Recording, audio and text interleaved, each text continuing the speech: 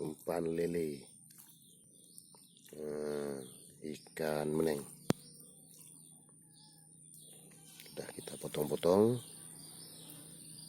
kecil-kecil supaya ini merata. Nah, itu lelenya.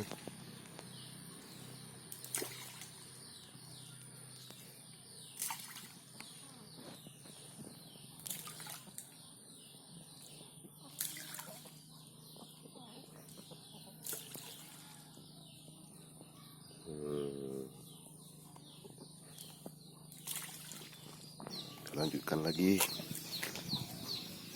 kolam yang kedua. Dimana kolam yang kedua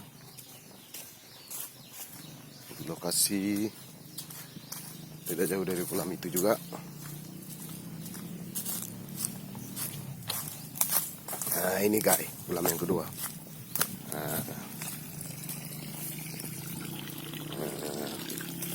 Seperti inilah umpannya.